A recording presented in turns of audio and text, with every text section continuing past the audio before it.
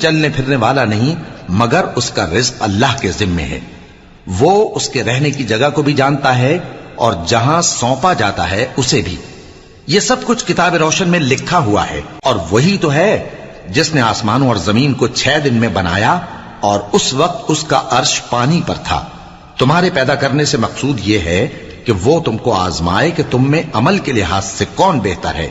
اور اے نبی، اگر تم کہو کہ تم لوگ مرنے کے بعد زندہ کر کے اٹھائے جاؤ گے تو کافر کہہ دیں گے کہ یہ تو کھلا جادو ہوا. اور اگر ایک مدت معین تک ہم ان سے عذاب روک دیں تو کہیں گے کہ کون سی چیز عذاب کو روکے ہوئے ہے. دیکھو جس روز وہ ان پر واقع ہوگا پھر ٹلنے کا نہیں، اور جس چیز کا یہ مذاق اڑاتے ہیں وہ ان کو گھیر لے گی. اور اگر ہم انسان کو اپنے پاس سے نعمت بخشیں پھر اس سے اس کو چھین لے تو نا امید اور ناشکرا ہو جاتا ہے. اور اگر تکلیف پہنچنے کے بعد آسائش کا مزہ چکھائیں تو خوش ہو کر کہتا ہے کہ سب سختیاں مجھ سے دور ہو گئیں. بے شک وہ ہے ہی خوشی میں مست ہو جانے والا، بڑا فخر جتانے والا. ہاں، جنہوں نے صبر کیا اور عمل نیک کیے یہی ہیں جن کے لیے بخشش اور اجر عظیم ہے. تو شاید تم کچھ چیز وہی میں سے جو تمہارے پاس آتی ہے چھوڑ دو اور اس خیال سے تمہارا دل تنگ ہو کہ کافر یہ کہنے لگیں کہ اس پر کوئی خزانہ کیوں نہیں نازل ہوا یا اس کے ساتھ کوئی فرشتہ کیوں نہیں آیا. اے نبی، تم تو صرف نصیحت کرنے والے ہو اور اللہ ہر چیز کا نگہبان ہے. کیا یہ لوگ کہتے ہیں کہ اس نے قرآن از خود بنا لیا ہے؟ کہہ دو کہ اگر سچے ہو تو تم بھی ایسی 10 صورتیں بنا لاؤ اور اللہ کے سوا جس جس کو بلا سکتے ہو بلا بھی لو. پس اگر وہ تمہاری بات قبول نہ کریں تو جان لو کہ یہ قرآن اللہ کے علم سے اترا ہے اور یہ کہ اس کے سوا کوئی معبود نہیں. تو کیا تم لوگ اسلام لاتے ہو؟ جو لوگ دنیا کی زندگی اور اس کی زیب و زینت کے طالب ہوں ہم ان کے اعمال کا بدلہ انہیں دنیا ہی میں دے دیتے ہیں اور اس میں ان کی حق تلفی نہیں کی جاتی. یہ وہ لوگ ہیں جن کے لیے آخرت میں آتش جہنم کے سوا اور کچھ نہیں، اور جو عمل انہوں نے دنیا میں کیے سب برباد اور جو کچھ یہ کرتے رہے سب ضائع ہوا. بھلا جو لوگ اپنے پروردگار کی طرف سے دلیل روشن رکھتے ہوں اور ان کے ساتھ ایک آسمانی گواہ بھی اس کی جانب سے ہو اور اس سے پہلے موسیٰ کی کتاب ہو جو پیشوا اور رحمت ہے، تو کیا وہ قرآن پر ایمان نہیں لائیں گے؟ یہی لوگ تو اس پر ایمان لاتے ہیں، اور جو کوئی اور فرقوں میں سے اس سے منکر ہو تو اس کا ٹھکانہ آگ ہے. تو تم اس قرآن سے شک میں نہ ہونا، یہ تمہارے پروردگار کی طرف سے حق ہے، لیکن اکثر لوگ ایمان نہیں لاتے. اور اس سے بڑھ کر ظالم کون ہوگا جو اللہ پر جھوٹ باندھے؟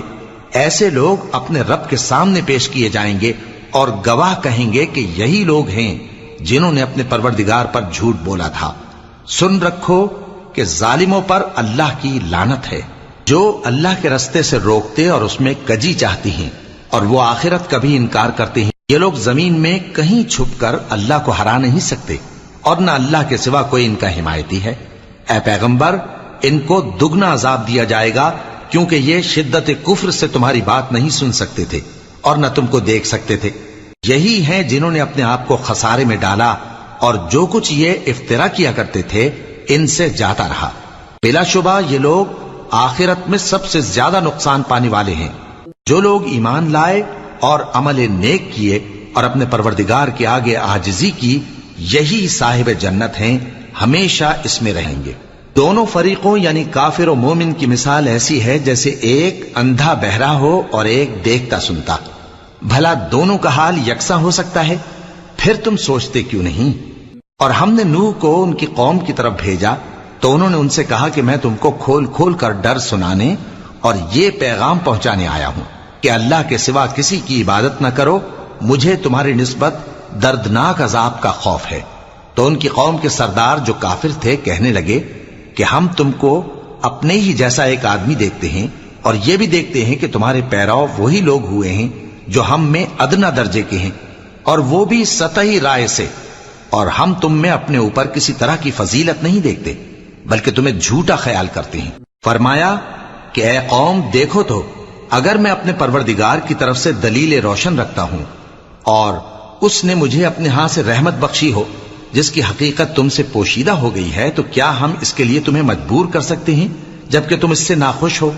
اور اے قوم، میں اس نصیحت کے بدلے تم سے مال و زر کا مطالبہ تو نہیں کرتا، میرا صلہ تو اللہ کے ذمے ہے، اور جو لوگ ایمان لائے ہیں میں ان کو نکالنے والا بھی نہیں ہوں، وہ تو اپنے پروردگار سے ملنے والے ہیں، لیکن میں دیکھتا ہوں کہ تم لوگ نادانی کر رہے ہو۔ اے میری قوم، اگر میں ان کو نکال دوں تو اللہ کی گرفت سے بچانے کے لیے کون میری مدد کر سکتا ہے؟ بھلا تم غور کیوں نہیں کرتے؟ اور میں نہ تم سے یہ کہتا ہوں کہ میرے پاس اللہ کے خزانے ہیں، اور نہ یہ کہ میں غیب جانتا ہوں، اور نہ یہ کہتا ہوں کہ میں فرشتہ ہوں، اور نہ ان لوگوں کی نسبت جن کو تم حقارت کی نظر سے دیکھتے ہو یہ کہتا ہوں کہ اللہ ان کو بھلائی یعنی اعمال کی جزا نہیں دے گا۔ جو ان کے دلوں میں ہے اسے اللہ خوب جانتا ہے، اگر میں ایسا کہوں تو بے انصافوں میں ہو جاؤں۔ انہوں نے کہا کہ نوح، تم نے ہم سے جھگڑا تو کیا اور جھگڑا بھی بہت کیا، اب اگر تم سچے ہو تو جس چیز سے ہمیں ڈراتے ہو وہ ہم پر لا نازل کرو۔ نوح نے کہا کہ اس عذاب کو تو اللہ ہی چاہے گا تو نازل کرے گا، اور تم اللہ کو کسی طرح ہرا نہیں سکتے، اور اگر میں یہ چاہوں کہ تمہاری خیر خواہی کروں اور اللہ یہ چاہے کہ تمہیں گمراہ رہنے دے تو میری خیر خواہی تم کو کچھ فائدہ نہیں دے سکتی، وہی تمہارا پروردگار ہے اور تمہیں اسی کی طرف لوٹ کر جانا ہے۔ کیا یہ لوگ کہتے ہیں کہ اس پیغمبر نے قرآن اپنے دل سے بنا لیا ہے؟ کہہ دو کہ اگر میں نے دل سے بنا لیا ہے تو میرے گناہ کا وبال مجھ پر، اور جو گناہ تم کرتے ہو اس سے میں بری الذمہ ہوں۔ اور نوح کی طرف وحی کی گئی کہ تمہاری قوم میں جو لوگ ایمان لا چکے ان کے سوا اور کوئی ایمان نہیں لائے گا، تو جو کام یہ کر رہے ہیں ان کی وجہ سے غم نہ کھاؤ، اور ایک کشتی ہمارے حکم سے ہمارے سامنے بناؤ، اور جو لوگ ظالم ہیں ان کے بارے میں مجھ سے کچھ نہ کہنا، کیونکہ وہ ضرور غرق کر دیے جائیں گے۔ اور نوح نے کشتی بنانا شروع کر دی، اور جب ان کی قوم کے سردار ان کے پاس سے گزرتے تو ان سے تمسخر کرتے۔ وہ کہتے کہ اگر تم ہم سے تمسخر کرتے ہو تو جس طرح تم ہم سے تمسخر کرتے ہو اسی طرح ایک وقت ہم بھی تم سے تمسخر کریں گے، اور تم کو جلد معلوم ہو جائے گا کہ کس پر عذاب آتا ہے جو اسے رسوا کرے گا، اور کس پر ہمیشہ کا عذاب نازل ہوتا ہے، یہاں تک کہ جب ہمارا حکم آ پہنچا اور تنور جوش مارنے لگا تو ہم نے نوح کو حکم دیا کہ ہر قسم کے پالتو جانوروں میں سے جوڑا جوڑا یعنی ایک ایک نر اور ایک ایک مادہ لے لو، اور جس شخص کی نسبت حکم ہو چکا ہے کہ ہلاک ہو جائے گا اس کو چھوڑ کر اپنے گھر والوں کو اور جو ایمان لایا ہو اس کو کشتی میں سوار کر لو، اور ان کے ساتھ ایمان بہت ہی کم لوگ لائے تھے۔ نوح نے کہا کہ اللہ کا نام لے کر کہ اسی کے کرم سے اس کا چلنا اور ٹھہرنا ہے، اس میں سوار ہو جاؤ، بے شک میرا پروردگار بخشنے والا ہے، مہربان ہے۔ اور وہ ان کو لے کر طوفان کی لہروں میں چلنے لگی۔ لہریں کیا تھیں؟ گویا پہاڑ تھے۔ اس وقت نوح نے اپنے بیٹے کو جو کشتی سے الگ تھا پکارا کہ بیٹا ہمارے ساتھ سوار ہو جا اور کافروں میں شامل نہ ہو۔ اس نے کہا کہ میں ابھی پہاڑ سے جا لگوں گا، وہ مجھے پانی سے بچا لے گا۔ فرمایا کہ آج اللہ کے عذاب سے کوئی بچانے والا نہیں اور نہ کوئی بچ سکتا ہے مگر وہی جس پر اللہ رحم کرے۔ اتنے میں دونوں کے درمیان لہر حائل ہو گئی اور وہ ڈوب کر رہ گیا، اور حکم دیا گیا کہ اے زمین اپنا پانی نگل جا اور اے آسمان تھم جا، اور پانی خشک ہو گیا اور کام تمام کر دیا گیا، اور کشتی کوہ جودی پر جا ٹھہری، اور کہہ دیا گیا کہ بے انصاف لوگوں پر لعنت۔ اور نوح نے اپنے پروردگار کو پکارا اور کہا کہ پروردگار، میرا بیٹا بھی میرے گھر والوں میں ہے، تو اس کو بھی نجات دے، تیرا وعدہ سچا ہے اور تو بہترین حاکم ہے۔ اللہ نے فرمایا کہ اے نوح، وہ تیرے گھر والوں میں نہیں ہے، وہ تو سراسر بد عمل ہے، تو جس چیز کی تم کو حقیقت معلوم نہیں اس کے بارے میں مجھ سے درخواست ہی نہ کرو، اور میں تم کو نصیحت کرتا ہوں کہ نادان نہ بنو۔ نوح نے کہا پروردگار، میں تجھ سے پناہ مانگتا ہوں کہ ایسی چیز کی تجھ سے درخواست کروں جس کی حقیقت مجھے معلوم نہیں، اور اگر تو مجھے نہیں بخشے گا اور مجھ پر رحم نہیں فرمائے گا تو میں تباہ ہو جاؤں گا۔ حکم ہوا کہ نوح ہماری طرف سے سلامتی اور برکتوں کے ساتھ جو تم پر اور تمہارے ساتھ کی جماعتوں پر نازل کی گئی ہیں اتر آؤ، اور کچھ اور جماعتیں ہوں گی جن کو ہم دنیا کے فوائد سے بہرہ مند کریں گے، پھر ان کو ہماری طرف سے عذاب علیم پہنچے گا۔ یہ حالات غیب کی خبروں میں سے ہیں جو ہم تمہاری طرف بھیجتے ہیں، اور اس سے پہلے نہ تم ہی ان کو جانتے تھے اور نہ تمہاری قوم ہی ان سے واقف تھی، تو صبر کرو کہ انجام پرہیزگاروں ہی کا بھلا ہے۔ اور ہم نے قوم عاد کی طرف ان کے بھائی ہود کو بھیجا. انہوں نے کہا اے میری قوم، اللہ ہی کی عبادت کرو، اس کے سوا تمہارا کوئی معبود نہیں. تم شرک کر کے اللہ پر محض بہتان باندھتے ہو. میری قوم، میں اس واعظ و نصیحت کا تم سے کچھ صلہ نہیں مانگتا. میرا صلہ تو اس کے ذمے ہے جس نے مجھے پیدا کیا. بھلا تم سمجھتے کیوں نہیں؟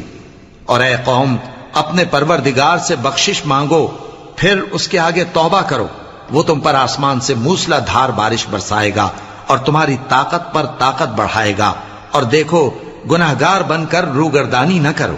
وہ بولے ہود، تم ہمارے پاس کوئی دلیل ظاہر نہیں لائے، اور ہم صرف تمہارے کہنے سے نہ اپنے معبودوں کو چھوڑنے والے ہیں اور نہ تم پر ایمان لانے والے ہیں.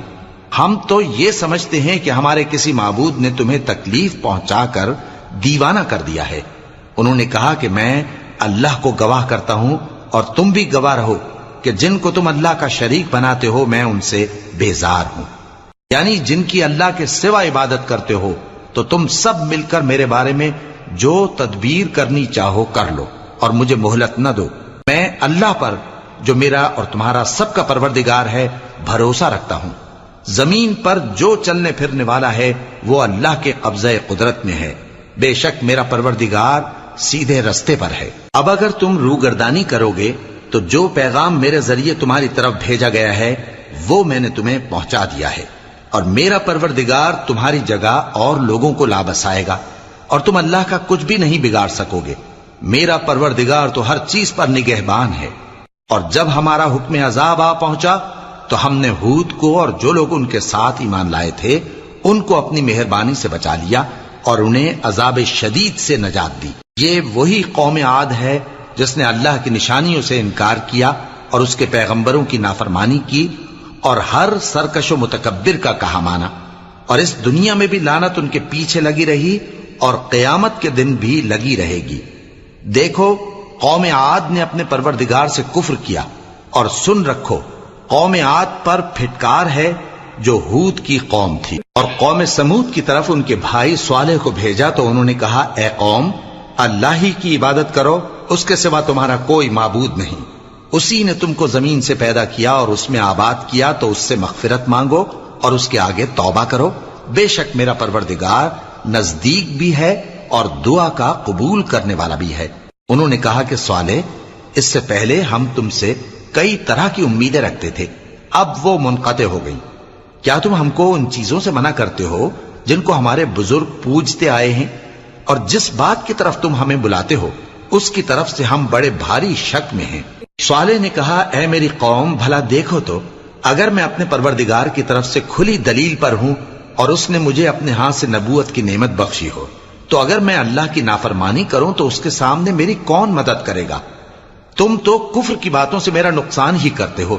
اور یہ بھی کہا کہ اے قوم، یہ اللہ کی اونٹنی تمہارے لیے ایک نشانی یعنی معجزہ ہے، تو اس کو چھوڑ دو کہ اللہ کی زمین میں جہاں چاہے چرتی پھرے، اور اس کو کسی طرح کی تکلیف نہ دینا، ورنہ تمہیں جلد عذاب آ پکڑے گا.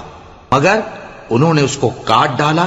تو صالح نے کہا کہ اپنے گھروں میں 3 دن اور فائدے اٹھا لو، یہ وعدہ ہے کہ جھوٹا نہ ہوگا. پس جب ہمارا حکم آ گیا تو ہم نے صالح کو اور جو لوگ ان کے ساتھ ایمان لائے تھے ان کو اپنی مہربانی سے بچا لیا اور اس دن کی رسوائی سے محفوظ رکھا. بے شک تمہارا پروردگار طاقتور ہے، زبردست ہے. اور جن لوگوں نے ظلم کیا تھا ان کو چنگھاڑ کی صورت میں عذاب نے آ پکڑا تو وہ اپنے گھروں میں اوندھے پڑے رہ گئے، گویا کبھی ان میں بسے ہی نہ تھے. سن رکھو کہ قوم سمود نے اپنے پروردگار سے کفر کیا، اور سن رکھو قوم سمود پر پھٹکار ہے. اور ہمارے فرشتے ابراہیم کے پاس بشارت لے کر آئے تو سلام کہا، انہوں نے بھی جواب میں سلام کہا. ابھی کچھ وقفہ نہیں ہوا تھا کہ ابراہیم ایک بھنا ہوا بچڑا لے آئے. پھر جب دیکھا کہ ان کے ہاتھ کھانے کی طرف نہیں بڑھتے، یعنی وہ کھانا نہیں کھاتے، تو ان کو اجنبی سمجھ کر دل میں خوف کیا. فرشتوں نے کہا کہ خوف نہ کیجیے، ہم قوم لوط کی طرف ان کے ہلاک کرنے کو بھیجے گئے ہیں.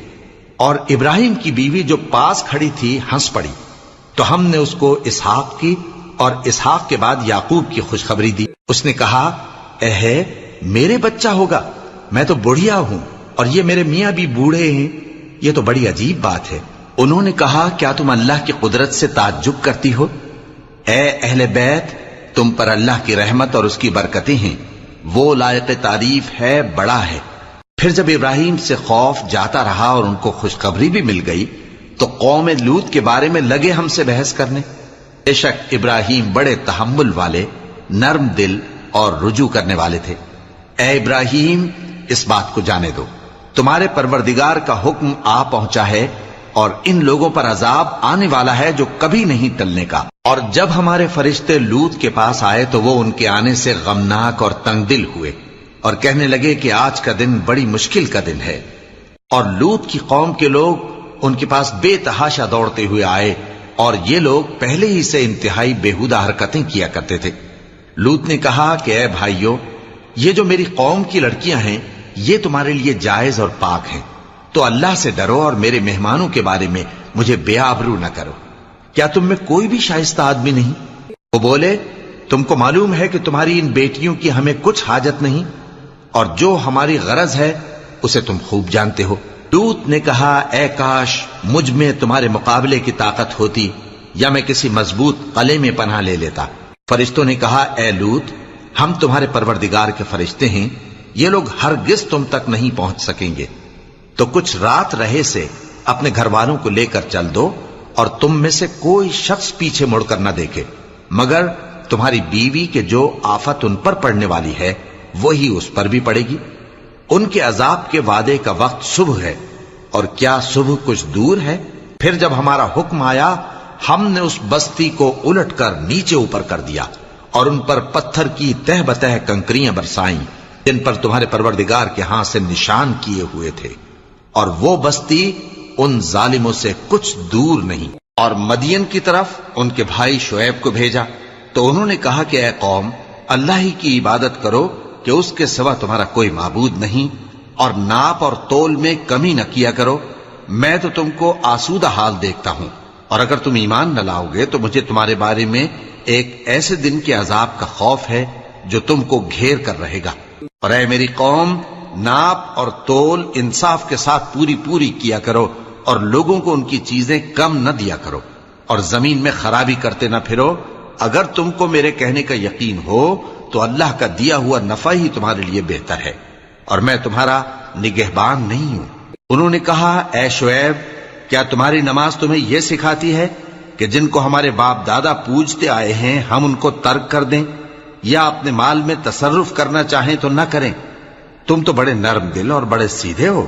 انہوں نے کہا کہ اے قوم، دیکھو تو اگر میں اپنے پروردگار کی طرف سے دلیل روشن پر ہوں اور اس نے اپنے ہاں سے مجھے نیک روزی دی ہو تو کیا میں اپنا فرض ادا نہ کروں؟ اور میں نہیں چاہتا کہ جس بات سے میں تمہیں منع کروں خود اس کو کرنے لگوں۔ میں تو جہاں تک مجھ سے ہو سکے تمہارے معاملات کی اصلاح چاہتا ہوں، اور اس بارے میں مجھے توفیق کا ملنا اللہ ہی کے فضل سے ہے۔ میں اسی پر بھروسہ رکھتا ہوں اور اسی کی طرف رجوع کرتا ہوں۔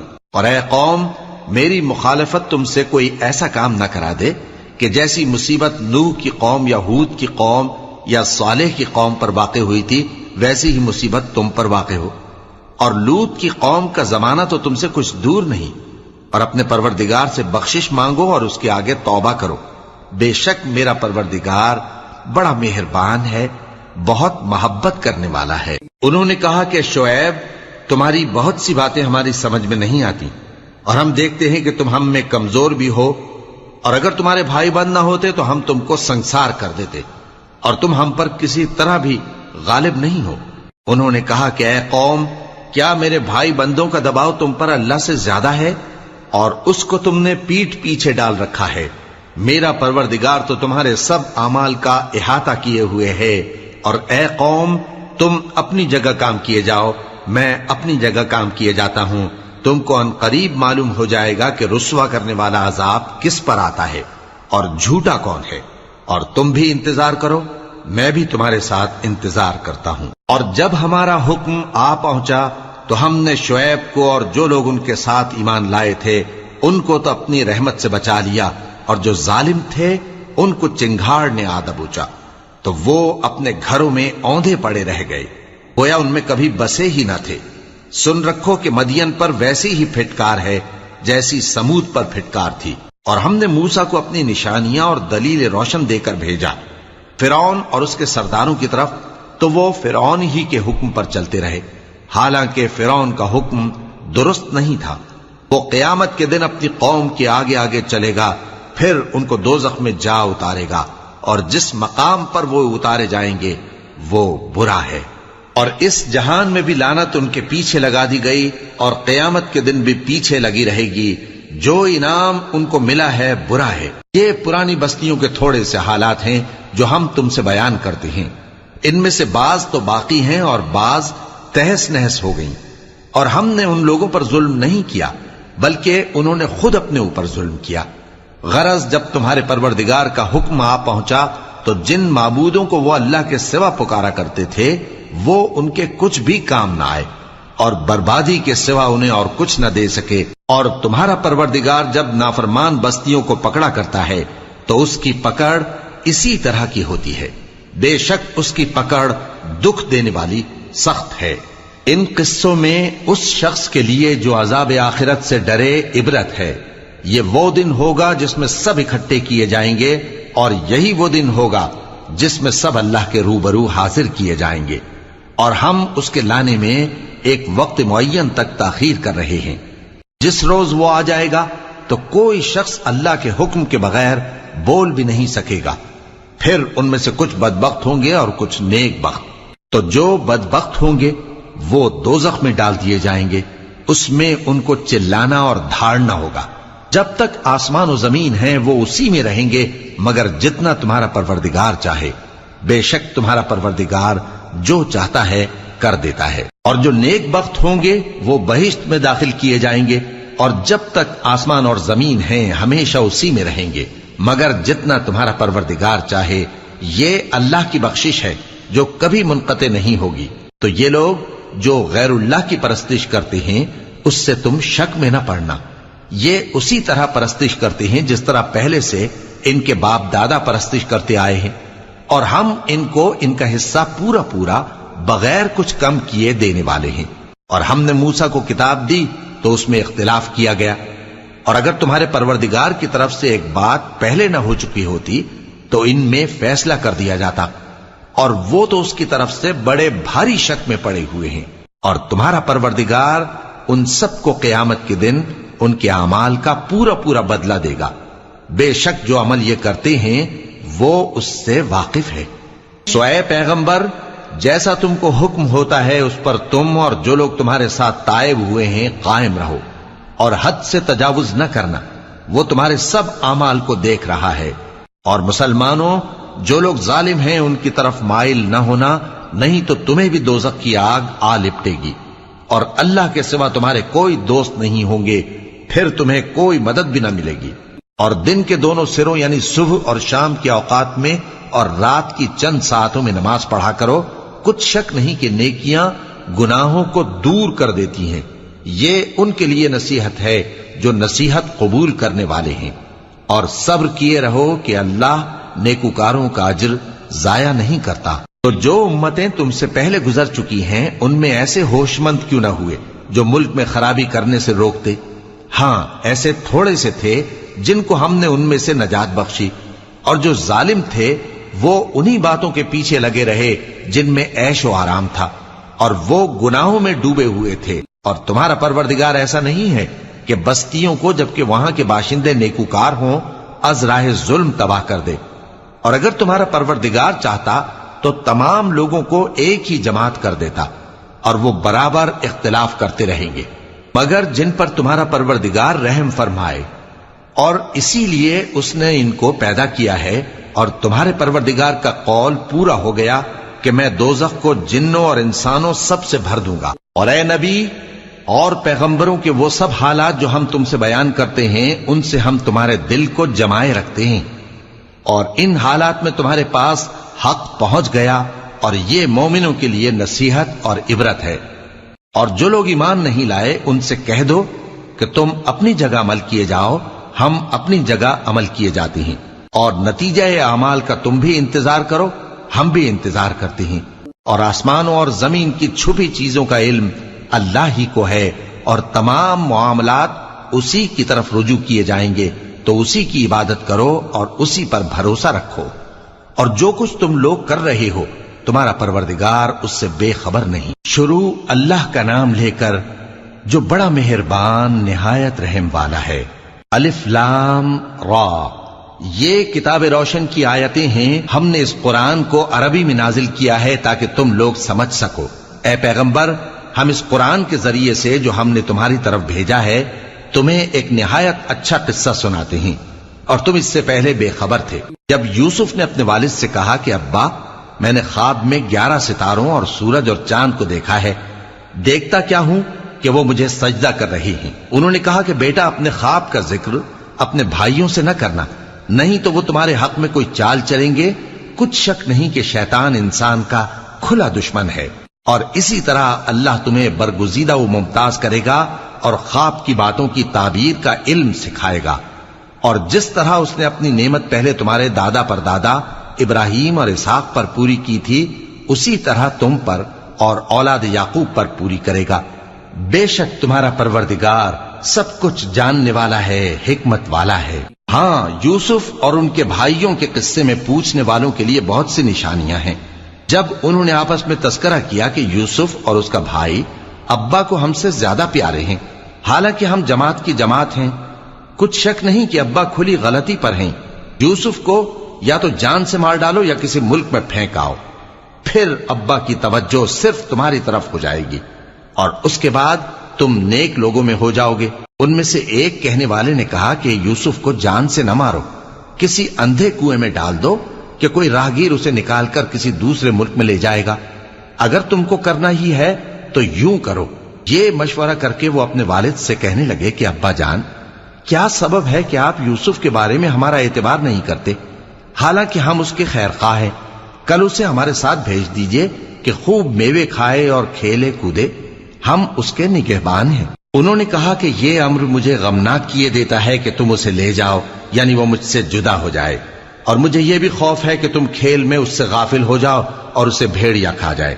وہ کہنے لگے کہ اگر ہماری موجودگی میں کہ ہم ایک طاقتور جماعت ہیں اسے بھیڑیا کھا گیا تو ہم بڑے نقصان میں پڑ گئے۔ غرض جب وہ اس کو لے گئے اور اس بات پر اتفاق کر لیا کہ اس کو اندھے کنویں میں ڈال دیں، اور ہم نے یوسف کی طرف وحی بھیجی کہ ایک وقت ایسا آئے گا کہ تم انہیں ان کے اس سلوک سے آگاہ کرو گے، اور ان کو اس وحی کی کچھ خبر نہ ہوگی۔ اور یہ حرکت کر کے وہ رات کے وقت باپ کے پاس روتے ہوئے آئے، کہنے لگے کہ ابا جان، ہم تو دوڑنے اور ایک دوسرے سے آگے نکلنے میں مصروف ہو گئے اور یوسف کو اپنے اسباب کے پاس چھوڑ گئے تو اسے بھیڑیا کھا گیا، اور آپ ہماری بات کو گو ہم سچ ہی کہتے ہیں باور نہیں کریں گے۔ اور ان کے کرتے پر جھوٹ موٹ کا لہو بھی لگا لائے۔ یعقوب نے کہا کہ یوں نہیں ہے، بلکہ تم اپنے دل سے یہ بات بنا لائے ہو۔ اچھا، صبر کہ وہی خوب ہے، اور جو تم بیان کرتے ہو اس کے بارے میں اللہ ہی سے مدد چاہیے۔ اور اب اللہ کی شان دیکھو کہ اس کنویں کے قریب ایک قافلہ آوارد ہوا اور انہوں نے پانی کے لیے اپنا سقا بھیجا، تو اس نے کنویں میں ڈول لٹکایا، یوسف اس سے لٹک گئے۔ وہ بولا، زہے قسمت، یہ تو ایک لڑکا ہے، اور اس کو قیمتی سرمایہ سمجھ کر چھپا لیا۔ اور جو کچھ وہ کرتے تھے اللہ کو خوب معلوم تھا، اور انہوں نے اس کو تھوڑی سی قیمت یعنی مادود چند درہموں پر بیچ ڈالا، اور وہ اس سے بیزار ہو رہے تھے۔ اور مصر میں جس شخص نے اس کو خریدا اس نے اپنی بیوی سے جس کا نام زلیخا تھا کہا کہ اس کو عزت و اکرام سے رکھو، عجب نہیں کہ یہ ہمیں فائدہ دے یا ہم اسے بیٹا بنا لیں۔ اس طرح ہم نے یوسف کو سرزمین مصر میں جگہ دی، اور غرض یہ تھی کہ ہم ان کو خواب کی باتوں کی تعبیر سکھائیں، اور اللہ اپنے کام پر غالب ہے لیکن اکثر لوگ نہیں جانتے۔ اور جب وہ اپنی جوانی کو پہنچے تو ہم نے ان کو دانائی اور علم عطا کیا، اور نیکوکاروں کو ہم اسی طرح بدلہ دیا کرتے ہیں۔ اور جس عورت کے گھر میں وہ رہتے تھے اس نے ان کو اپنی طرف مائل کرنا چاہا، اور دروازے بند کر کے کہنے لگی، یوسف جلدی آؤ۔ انہوں نے کہا کہ اللہ پناہ میں رکھے، وہ یعنی تمہارے میاں تو میرے آقا ہیں، انہوں نے مجھے اچھی طرح سے رکھا ہے، میں ایسا ظلم نہیں کر سکتا، بے شک ظالم لوگ فلاح نہیں پائیں گے۔ اور اس عورت نے ان کا قصد کیا اور انہوں نے اس کا قصد کیا۔ اگر وہ اپنے پروردگار کی نشانی نہ دیکھتے تو جو ہوتا سو ہوتا۔ یوں اس لیے کیا گیا کہ ہم ان سے برائی اور بے حیائی کو روک دیں، بے شک وہ ہمارے چنے ہوئے بندوں میں سے تھے۔ اور دونوں دروازے کی طرف بھاگے، آگے یوسف پیچھے زلیخا، اور عورت نے ان کا کرتا پیچھے سے پکڑ کر جو کھینچا تو پھاڑ ڈالا، اور دونوں کو دروازے کے پاس عورت کا خاوند مل گیا۔ تو عورت بولی کہ جو شخص تمہاری بیوی کے ساتھ برا ارادہ کرے اس کی اس کے سوا کیا سزا ہے کہ یا تو قید کیا جائے یا اسے دکھ کا عذاب دیا جائے۔ یوسف نے کہا اسی نے مجھ کو اپنی طرف مائل کرنا چاہا تھا، اور اس کے خاندان میں سے ایک گواہ نے گواہی دی کہ اگر اس کا کرتا آگے سے پھٹا ہو تو یہ سچی اور یوسف جھوٹا ہے، اور اگر کرتا پیچھے سے پھٹا ہو تو یہ جھوٹی اور وہ سچا ہے۔ سو جب اس کا کرتا دیکھا تو پیچھے سے پھٹا تھا، تب اس نے زلیخا سے کہا کہ یہ تمہارا ہی فریب ہے، اور کچھ شک نہیں کہ تم عورتوں کے فریب بڑے بھاری ہوتے ہیں۔ یوسف اس بات کا خیال نہ کر، اور زلیخا تو اپنے گناہ کی بخشش مانگ، بے شک خطا تیری ہی ہے۔ اور شہر میں عورتیں گفتگویں کرنے لگیں کہ عزیز کی بیوی اپنے غلام کو اپنی طرف مائل کرنا چاہتی ہے، اور اس کی محبت اس کے دل میں گھر کر گئی ہے، ہم دیکھتی ہیں کہ وہ کھلی گمراہی میں ہے۔ پھر جب زلیخا نے ان عورتوں کی گفتگو جو حقیقت میں دیدار یوسف کے لیے ایک چال تھی سنی، تو ان کے پاس دعوت کا پیغام بھیجا، اور ان کے لیے ایک محفل مرتب کی، اور پھل تراشنے کے لیے ہر ایک کو ایک ایک چھری دی، اور یوسف سے کہا کہ ان کے سامنے آؤ۔ جب عورتوں نے ان کو دیکھا تو ان کا روب حسن ان پر ایسا چھا گیا کہ پھل تراشتے تراشتے اپنے ہاتھ کاٹ لیے، اور بے ساختہ بول اٹھیں کہ اللہ پاک ہے، یہ آدمی نہیں، یہ تو کوئی بزرگ فرشتہ ہے۔ زلیخا نے کہا تو یہ وہی ہے جس کے بارے میں تم مجھے تانے دیتی تھیں، اور بے شک میں نے اس کو اپنی طرف مائل کرنا چاہا، مگر یہ بچا رہا، اور اگر یہ وہ کام نہ کرے گا جو میں اسے کہتی ہوں تو قید کر دیا جائے گا اور ذلیل ہوگا۔ یوسف نے دعا کی کہ پروردگار، جس کام کی طرف یہ مجھے بلاتی ہیں اس کی نسبت مجھے قید پسند ہے، اور اگر تو مجھ سے ان کے فریب کو نہ ہٹائے گا تو میں ان کی طرف مائل ہو جاؤں گا اور نادانوں میں سے ہو جاؤں گا۔ پس ان کے رب نے ان کی دعا قبول کر لی اور ان سے عورتوں کا داؤں ٹال دیا، بے شک وہی تو سننے والا ہے، جاننے والا ہے۔ پھر باوجود اس کے کہ وہ لوگ ان کی بے گناہی کے نشان دیکھ چکے تھے، ان کی رائے یہی ٹھہری کہ کچھ عرصے کے لیے ان کو قید ہی کر دیں، اور ان کے ساتھ دو اور جوان بھی داخل زندہ ہوئے۔ ایک نے ان میں سے کہا کہ میں نے خواب دیکھا ہے، دیکھتا کیا ہوں کہ شراب کے لیے انگور نچوڑ رہا ہوں۔ دوسرے نے کہا کہ میں نے بھی خواب دیکھا ہے، میں یہ دیکھتا ہوں کہ اپنے سر پر روٹیاں اٹھائے ہوئے ہوں اور پرندے ان میں سے کھا رہے ہیں، تو ہمیں ان کی تعبیر بتا دیجئے کہ ہم تمہیں نیکوکار دیکھتے ہیں۔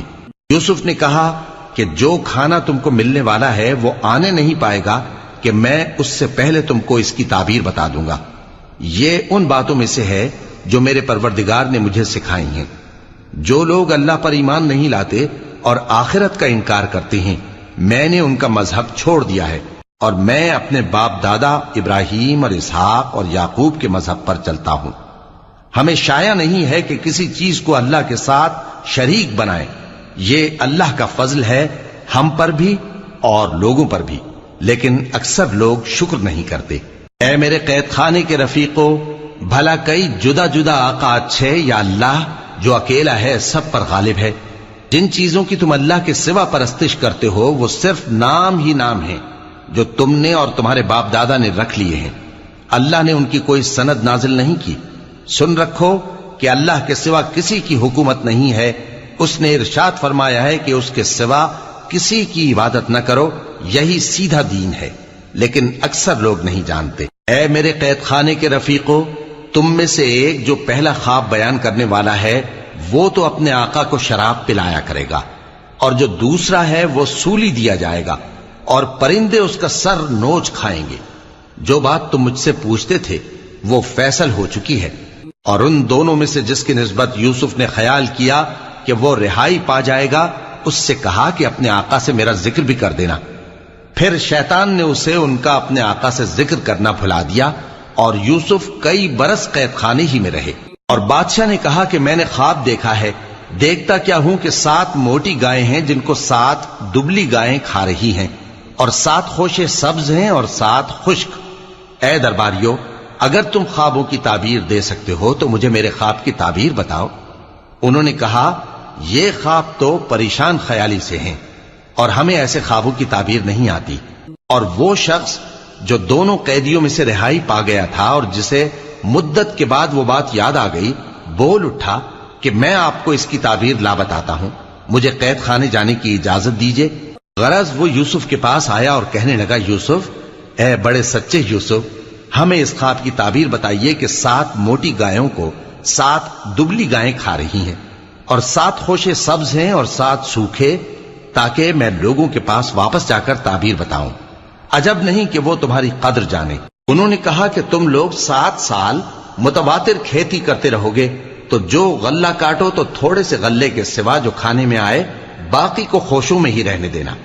پھر اس کے بعد خشک سالی کے 7 سخت سال آئیں گے کہ جو غلہ تم نے جمع کر رکھا ہوگا وہ سب کو کھا جائیں گے، صرف وہی تھوڑا سا رہ جائے گا جو تم احتیاط سے رکھ چھوڑو گے۔ پھر اس کے بعد ایک ایسا سال آئے گا کہ خوب مے برسے گا اور لوگ اس میں رس نچوڑیں گے۔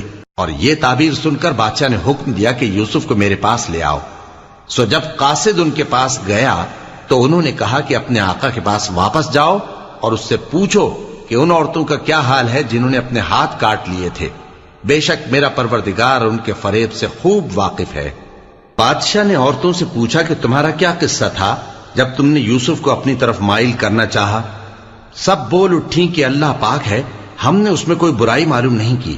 عزیز کی بیوی نے کہا، اب سچی بات تو ظاہر ہو ہی گئی ہے، اصل یہ ہے کہ میں نے اس کو اپنی طرف مائل کرنا چاہا تھا اور وہ بے شک سچا ہے۔